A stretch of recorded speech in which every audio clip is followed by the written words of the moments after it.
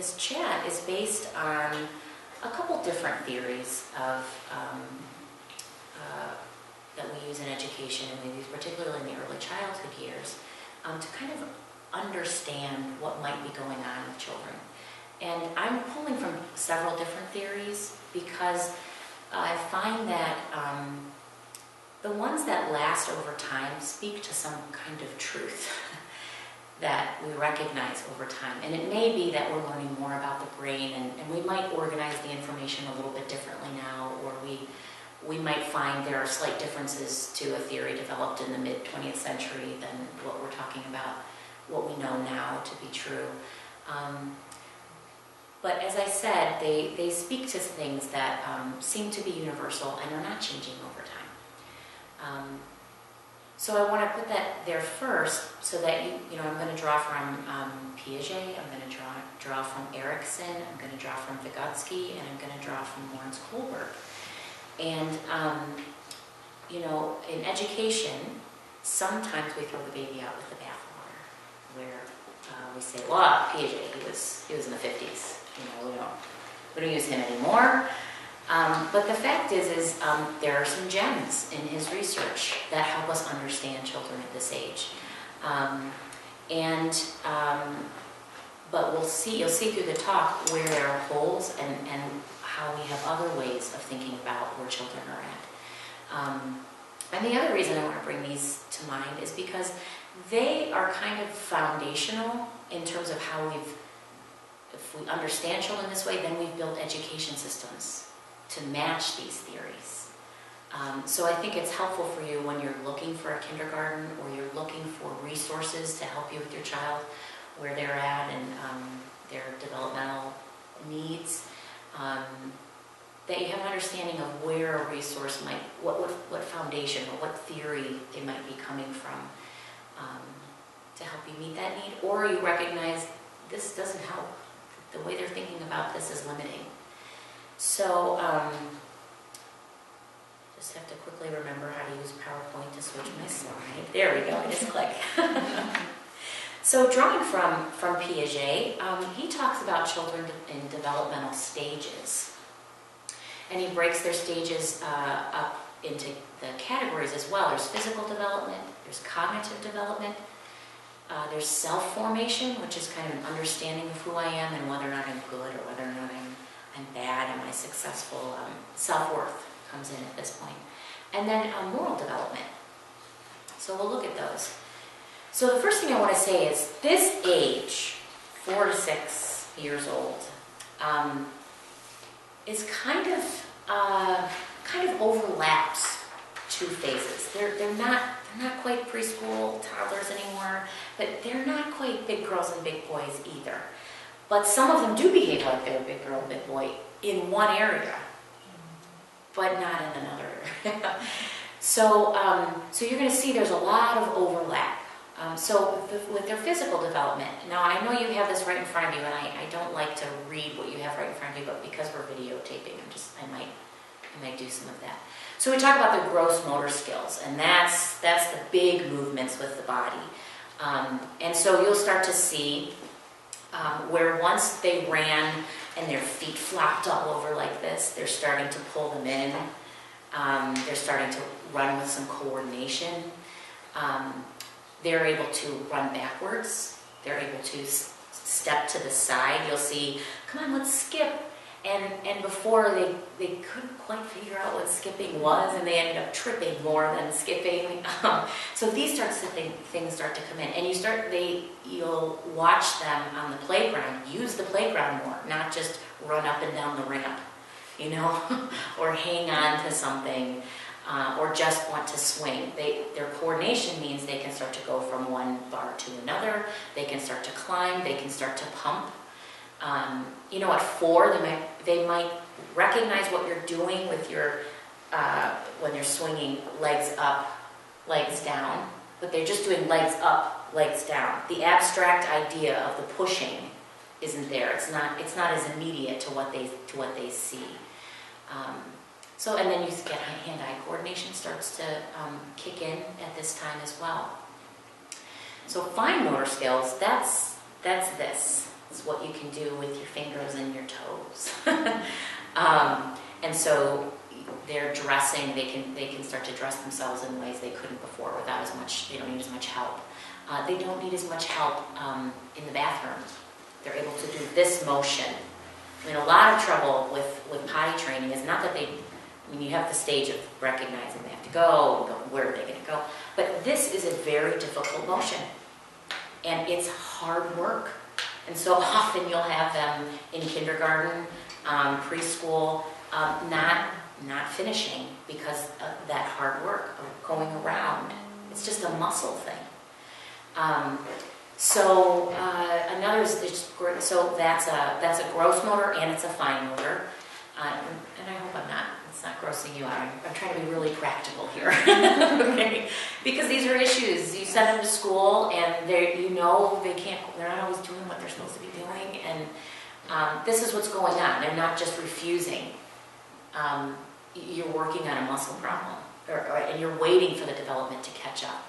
So then you got to think about, okay, if this is the issue, what tools do we need to use? Okay, so fine motor, they're starting also to have greater control. So you'll find, and it's not across the board, but usually girls pick this up a little bit more quickly, and their handwriting, or they're able to draw circles. They're drawing things that are recognizable. You don't have to ask, oh my, and tell me what you drew. And they're able to copy things, copying shapes. And then they're doing new things. When they're eating, their food's not going everywhere. They're able to lean over and get it in. They're able to poke what they want with a fork and pick it up. Again, without a disaster happening. And they're brushing their own teeth, they're brushing their hair. But even that, it's within a kind of a spectrum, a developmental spectrum. My 7-year-old brushes his hair, but he can't quite figure it out with the mirror, you know what I mean? So it's just not a fluid thing. He's at the tail end of this time period that we're talking about in development. So I wanted to, these are small things. They might not relate to school as much directly, although the fine motor skills do, but you'll see more too. Just the way they're playing is different. And we'll talk about that in a little bit too. But let's move to the cognitive development. So this is more where I'm drawing on Piaget. And there's 2 stages. There's the pre-operational stage, that's from 2 to 6. Then there's a symbolic concrete operational stage, that's from 6 to 11. So symbolic function is they don't have language yet to express things that aren't in the here and now. So a lot that happens in that age is if it's not going on right now, if I don't see it and have a direct word for it, then it doesn't happen. Which is how we have to deal with them. But if you watch their play, you see things come out that they don't have language for, that is not in the here and now. So they can start to mimic what they see you do, and then imagine what else you would do.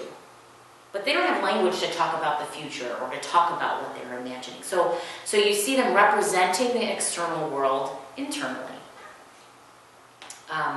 And so then they don't have to be in what's happening right now and what's happening to me right now, which is their kind of egocentrism that goes on at this stage. So one of the things that they do at this stage is they focus on one part of a bigger thing going on. That's what's called centering. So for example, they can, if you have 2 lines of different sizes of blocks, they might be able to count how many blocks are in that one and how many blocks are in that one. But if you ask them which one has more, most likely they'll just look at the length. And it might be that you just have 2 long blocks and they're longer than the 10 short blocks that you put together.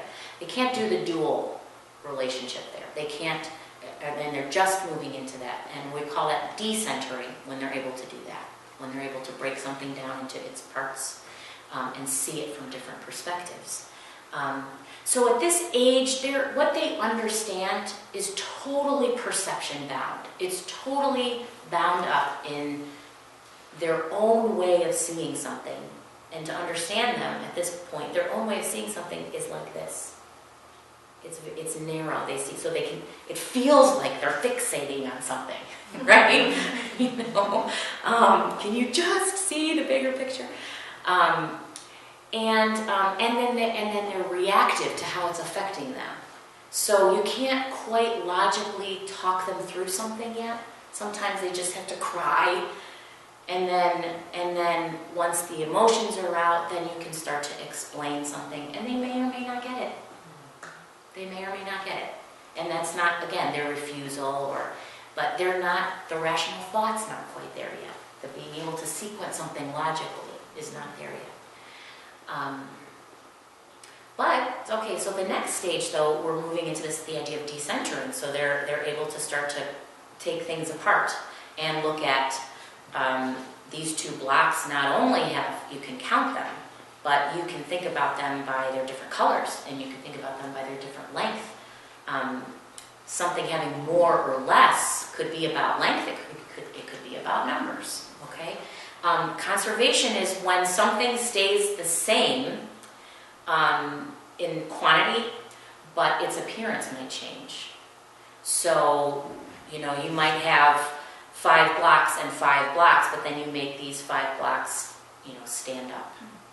Or you make them, you get bigger 5 blocks. So the idea that it's still the same quantity, but it has other qualities about it.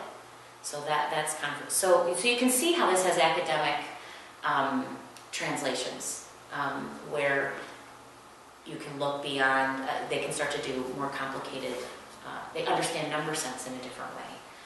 And you can see how certain kinds of pedagogical tools or instructional materials become a big deal when children are at different places. When this child gets the numbers, but this child, we can start to work with patterns, we can start to work, you know, with different kinds of things based on where they're at in their cognitive development.